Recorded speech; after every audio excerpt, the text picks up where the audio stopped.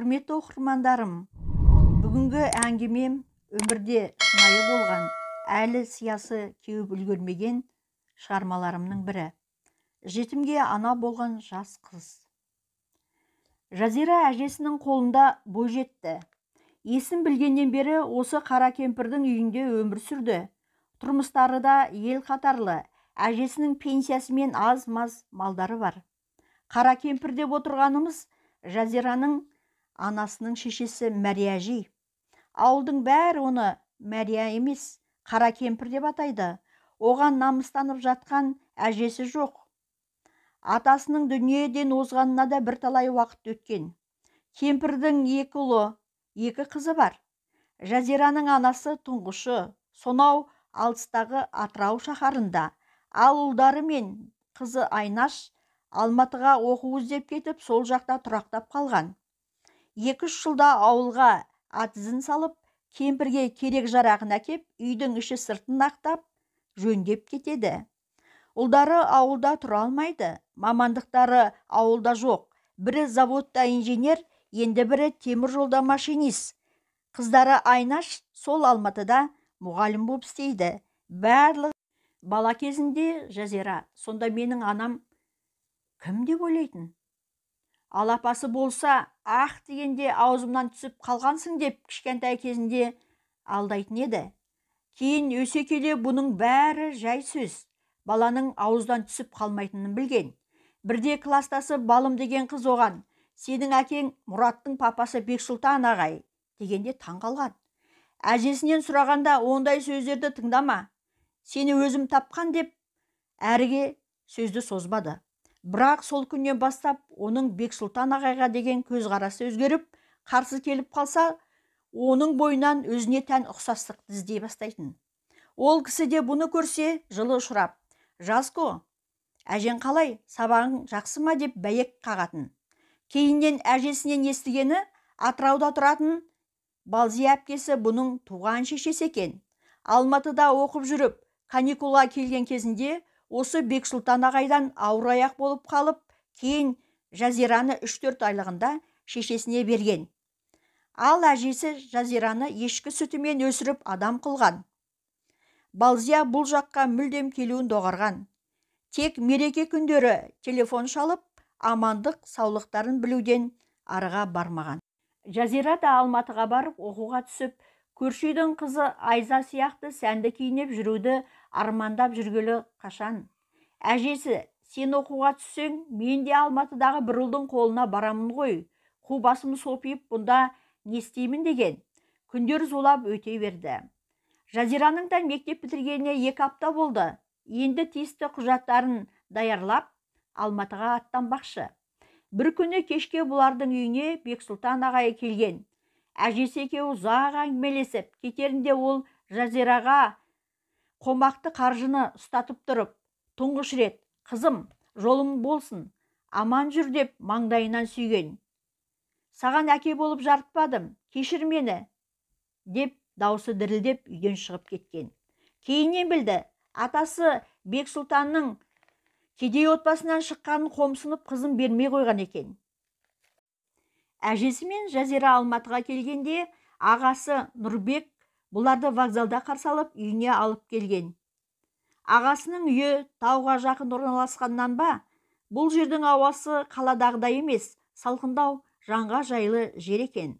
Жеңгесі алтын десе алтын ғой, құрақ ұшып қарсы алып бәйек болып жүр. Барын бұлардың аузына тосып қызмет етуде. Нұрбек пен Алтынның 2 ұл, 1 қызы бар. Өздері қылықтақ. Әжесін жатсынбай құшақтап, бетінен сүйіп қояды. Мәрия әжейдің төбесі көкке тимей мәз. Жазира құжаттарын Әл-Фараби атындағы ұлттық университеттің тарих факультетіне тапсырып қойды. Сынаққа даярлығын күшейтіп, әр сұрақты тәпіштеп жаттап алған. Зерек бойжеткен. Таңертең ерте тұрып, тұнық ауада емтиханға даярлануды әдет қылып алды. Межелі күнде келіп жеткен. Жазира емтиханды сәтті тапсырып студент атанған. Кейіннен жатақханаға шыққан себебі ағасының үйі қаланың шеті, оқуға алыс болды. Сөйтіп Жазира студенттік өмірді бастап кетті. Бір группада оқитын ұл қыздардың татулығына басқа группадағылар қызыға да тамсана да қарайтын. Туған күн, мерекеде бір үйдің балаларындай болып жүрген бұларға жоғарғы курстағылар детский сад деп ат қойған. Жазира мен Нұрсәуленің достығы да ерекшеді. Бірге туған апалы сіңілідей болған екі құрбының сыры да, жыры да бір таусылмайтын. Нұрсәуле Ұзынағаштың қызы, өте ашық жарқын, бауырмал. Қоңыр көзінен мейірім шуағы төгіле қарағанда, осы қызбен дос болуға бәрі асығатын еді. Бірде каникул кезінде Нұрсәуле Ұзынағашқа қонақ болуға шақырды. Жазира оған қуана келісті. Такси Нұрсәуленің үйінің ауласына келіп тоқтағанда кеш болып қалған. Алдарынан жүгіріп шыққан ұл бала Нұрсәуленің мойнына еркелей асыла кеткен.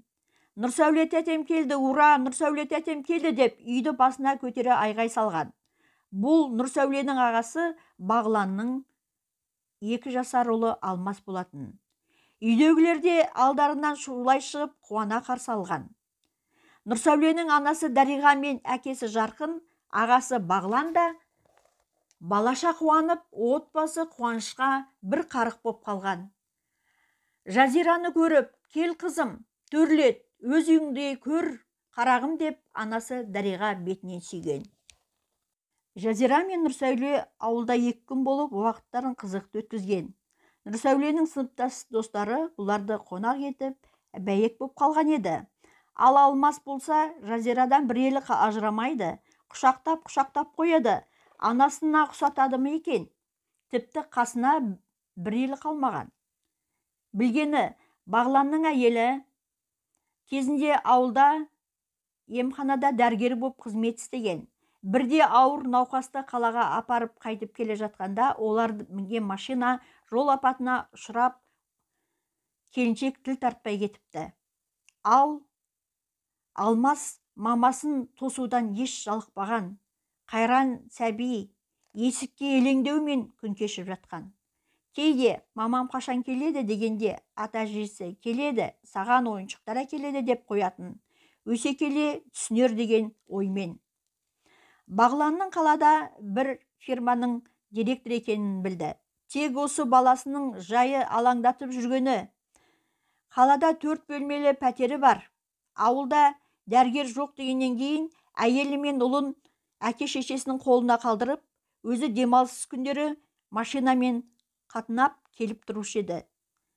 Бақытсыздық аяқ астынан келді. Сүйген жары баяннан айырылып, жүрегі езіліп, мағынасыз, мәнсіз күндерді басынан өткеріп жатқан жайы бар еді. Алматыға Жазира мен Нұрсәулені Бағлан өз машинасымен алып келді. Алмас Жазираға кетерде, кетпеші деп жылап қалып еді. Жазираға тіпті бауыр басып қалыпты. Бетінен сүйіп қойған. Жол бойы Жазира Алмасты ойлаумен келеді. Не істеп жатыр екен? Жылауын қойды ма екен? Студенттік өмірдің қызығы мен шыжығына толы күндер сырғып өтуде. Әжесі қалаға үйрене бастаған. 2 ұлының қызының үйінде кезек-кезек қонып, немерелердің ортасында шалқып жүріп жатты. Бір күні Жазиралардың отырған аудиториясына кезекші студент келіп, Асқарова Жазира, кім? Сізді сыртта танысыңыз тосып тұр дегенде, құдайым-ау, бұл кім болды екен деп ойлап қалды. Асыға шықса далада Бағлан тұр екен. Сәлем Жазира, қалың қалай? Сені шақыртқаныма кешірім сұраймын. Не десем екен деп ыңғайсызданып, бірден сөзге көшті. Сендер келіп кеткеннен бері ұлым Алмас тек өзіңді іздеп қатты жылады. Тамаққа да зауқы соқпай, ыстығы көтеріліп, науқастанып қалғаны. Жазира, мамам қайда? Келсінші, мен оны сағындым деп айта береді. Дәрігер шақыртып, дәрі-дәрмек беріп, біраз тыныш болып еді. Бүгін тіпті ыстығы түспей тұр. Кешірші, Жазира, сен барып көрінбесең болмайды, деген.